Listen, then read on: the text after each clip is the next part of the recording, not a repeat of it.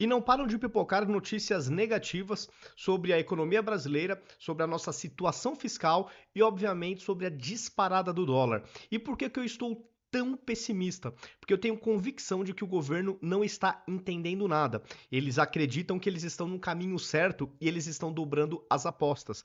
Por mais que as pessoas tentem alertar o governo, ó, vai dar errado, vocês estão no caminho, né, da confusão, eles encaram isto como uma crítica de opositores, como sendo uma crítica ideológica. Ou seja, eles não estão entendendo nada. O problema na economia do nosso país é de gestão, por critérios técnicos. Isso me faz lembrar demais aquele período do governo Dilma Rousseff, onde o país estava indo pro buraco, inflação, juro nas alturas, desemprego aumentando, tudo estava indo errado. Os indicadores estavam todos na direção errada no governo Dilma. E ela não se convencia que estava fazendo a coisa errada. Tanto que quando ela colocou o Joaquim Levy para tomar as medidas mais impopulares na economia, já era tarde demais. E eu ainda acho que ela nem sequer estava convencida de que aquele era o caminho certo. Mas ela colocou porque a pressão foi gigantesca. Foi tarde demais. Ela foi chutada do poder. E eu estou vendo algo similar a este governo Lula. Só que eu quero, do fundo do meu coração,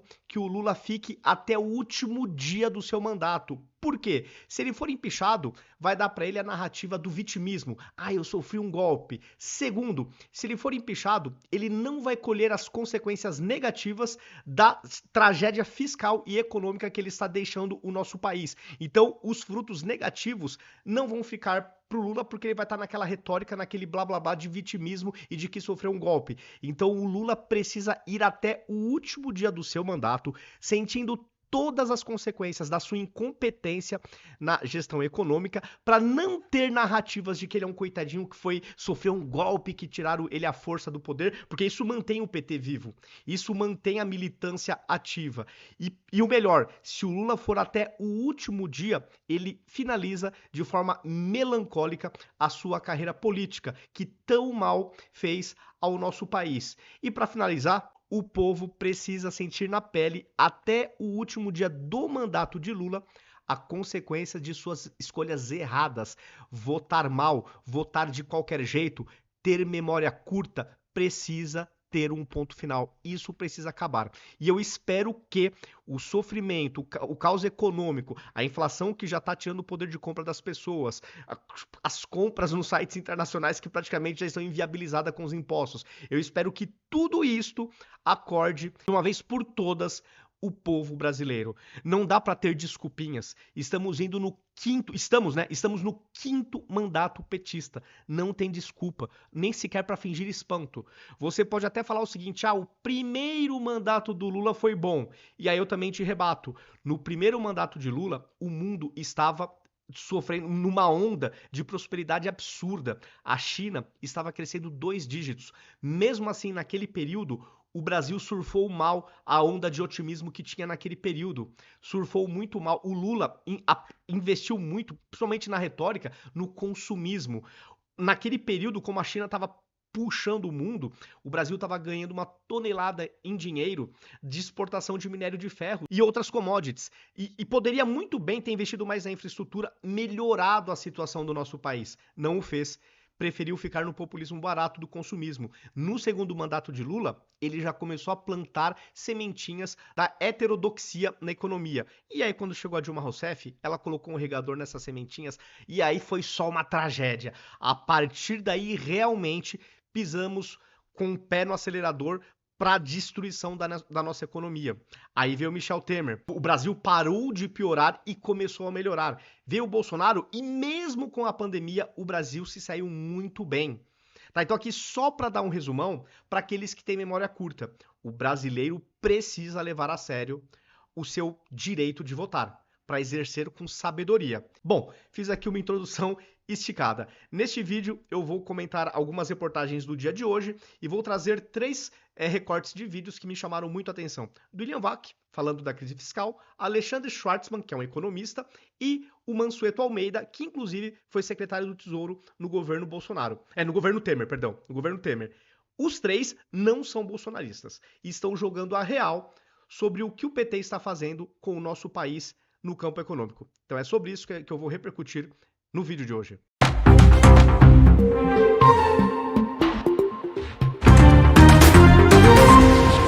E antes de eu mostrar os cortes nesses vídeos que eu vou mostrar para vocês, eu quero trazer aqui algumas notícias que eu coloquei na minha timeline no dia de hoje.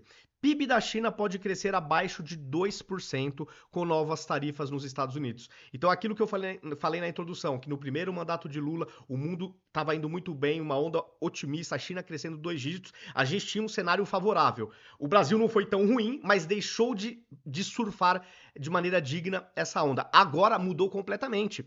Temos um cenário internacional desafiador. A China que crescia 2 dígitos, agora talvez cresça essa michuruca, e temos associado a todo esse cenário internacional desafiador, um governo incompetente aqui na nossa administração local, que é o governo Lula. Então, estamos lascados, galera. Estamos lascados. Eu realmente estou bem pessimista quanto a isso. Eu trago aqui um corte da Infomoney de hoje, na página principal, que fala o seguinte: dólar vai a 6,27 e bolso fica cada vez mais apertado, mas quem sofre é o mais pobre. Cadê o pai dos pobres? Cadê o governo do amor, da empatia? Quando a economia vai mal, quem se ferra mais são sempre os pobres, porque eles não têm colchão, eles não têm economias financeiras, até mesmo para surfar a alta dos juros, aplicando, por exemplo, numa renda fixa. Então eles se ferram mesmo, porque eles vão perdendo o poder de compra diariamente. O que um cidadão hoje coloca num carrinho no supermercado, com uma quantia X, no mês que vem vai caber um pouco menos, o carrinho vai estar um pouco mais vazio com essa mesma quantia. O rico tem grana, vai lá e complementa com o que precisa. E ele ainda tem dinheiro, tem economias, então ele ainda surfa com a alta dos juros para ganhar no investimento. O pobre só se ferra. O pobre só se ferra. Bom, e agora eu quero trazer o primeiro corte que eu separei para vocês. Esse primeiro é do economista Alexandre Schwartzman. Ele é um economista aí conhecido, não é bolsonarista, e ele jogou a real sobre o que está acontecendo com o nosso país. Vamos lá. Algo justifica ver o dólar mais alto da história pelo 3º dia consecutivo? Não, certamente não esquizofrenia. Tá? Eu acho que, enfim, a gente pode tentar, não é muito meu domínio, mas acredito que nenhum economista realmente entende de psiquiatria. A gente poderia recomendar colocar algum remédio ali na água da Faria Lima para ver se para. Mas não, é uma coisa bastante concreta. A dívida não está em 100%, mas ela estava em 70% no começo do governo Lula, está se encaminhando para perto de 80%. Se a gente não fizer nada, no final do governo Lula vai estar perto de 90%. O problema não é o nível, o problema é o ritmo que essa dívida está crescendo. Não é a inflação vai furar o teto da meta esse ano. Ela vai para perto de 5%. Isso é um problema real. Né? A gente está vendo que o governo não tem um plano crível de contenção de gasto. Como ele não tem um plano crível de contenção de gasto, as pressões inflacionárias vão continuar. Então, assim, tem motivos bastante concretos, não tem nada a ver com distúrbios psiquiátricos para entender o que está acontecendo no mercado. Então, o problema é assim, tem que atacar faz anos, desde que começaram essa história do arcabouço fiscal, a gente está alertando, não só eu, vai olhar o que o Marcos Mendes escreveu, que o Marcos Lisboa escreveu, o Fábio, né? Todo mundo que faz um pouquinho de conta olhou para o arcabouço, esse negócio não vai segurar a onda. E não está segurando a onda. Então, é um fato conhecido. A gente tem um governo que começou com a maior expansão fiscal da história do Brasil. A expansão fiscal de janeiro de 2023 a junho de 2024 é maior do que a expansão fiscal que foi feita na pandemia. Só que lá a gente tinha uma pandemia, agora a gente não tem pandemia. Lá você fez um aumento de gasto enorme e depois tirou esse aumento. Agora você fez um aumento de gasto enorme que não tem como tirar. Então, obviamente, nós estamos nos encaminhando para uma crise fiscal. Ela ainda não está plenamente desenvolvida. As pessoas estão olhando isso, é uma questão de olhar o que está acontecendo. A menos que você queira acreditar na Moody's, que há um mês e pouco ela fez um upgrade do Brasil e a gente está vendo exatamente como esse negócio funciona. Em outras palavras, o dólar não está disparando por fake news, o dólar não está disparando por especulação, porque o mercado está jogando contra. Na verdade, o mercado está em pânico, está se protegendo. O mercado e as pessoas estão se protegendo porque elas estão desenhando o pior cenário e elas estão antecipando para se proteger.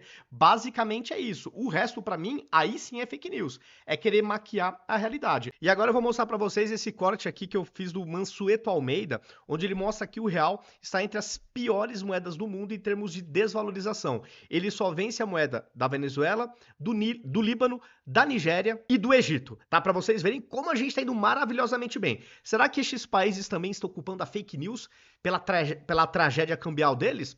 Acho que não. Vamos dar um play aqui. A gente tem hoje, a nossa moeda, o real, está entre as piores moedas do mundo em termos de perda de valor esse ano. A gente só está ganhando do Líbano, da Nigéria, do Egito e da Venezuela. Então a nossa moeda está com a desvalorização acima de 25%. E por que isso? Por causa de toda essa incerteza fiscal.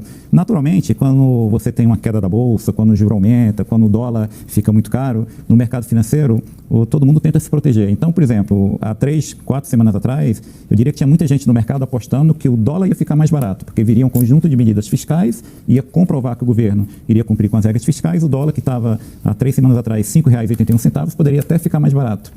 Enfim, essa expectativa não se realizou, o dólar começa a ficar cada vez mais caro, as pessoas têm que desmontar a posição para para parar uma perda que pode se tornar muito grande. E aí esse movimento leva, isso não é especulação, isso é um movimento de proteção inclusive com os investidores de vários fundos de investimento. Isso leva a uma desvalorização adicional do dólar, do real, mas por causa da incerteza. Qual é a maior fonte de incerteza hoje em relação à economia brasileira? Não é o comportamento das exportações, nem de importação, é a questão fiscal.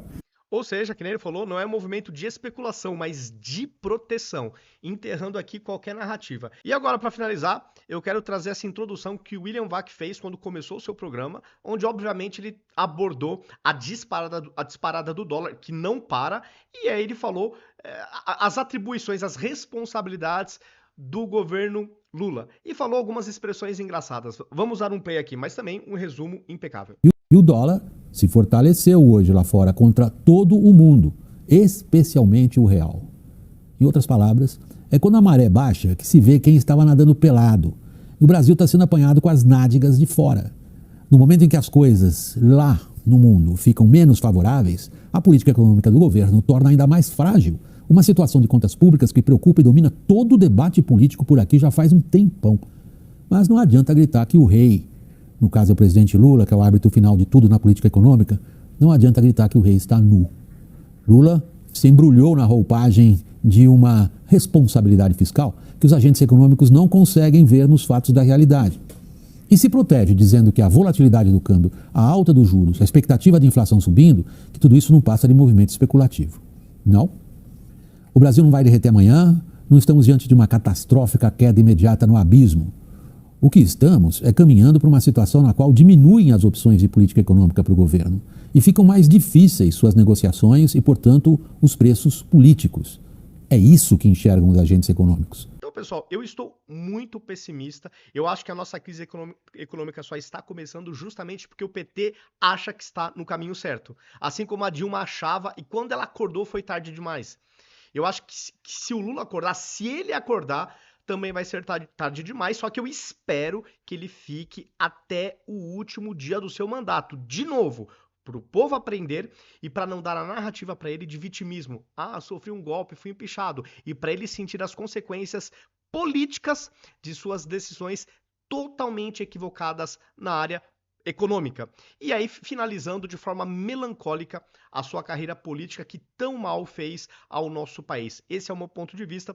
Coloquem nos comentários o que vocês estão achando desses assuntos que eu trouxe, se vocês concordam ou não com as minhas observações, enfim, justifiquem aqui nos comentários. Se gostaram do vídeo, deixem um like, porque isso ajuda a aumentar a relevância. Compartilhem também nos seus grupos de WhatsApp, Telegram, para a gente sair da bolha. Muitas pessoas já se arrependeram de ter feito L. A gente tem que trazer esse pessoal para o nosso lado em 2026, porque eles podem simplesmente anular os votos, eles podem não irem votar. Então a gente tem que não só mostrar que o arrependimento deles em relação ao PT está correto, como temos que convencê-los que a direita é a melhor alternativa. Então, conteúdos que vocês gostem nesse espectro ideológico, mais à direita, mais conservador, ajudem a divulgar. Pode fazer toda a diferença do mundo para 2026. Os convido também a me seguir em todas as redes sociais. Em todas elas eu estou como @ViniciusCFP82. Aqui em cima em vermelhinho está o meu username. Então fica o convite aí para que vocês me sigam em todas as plataformas. Dado o recado, até o próximo vídeo.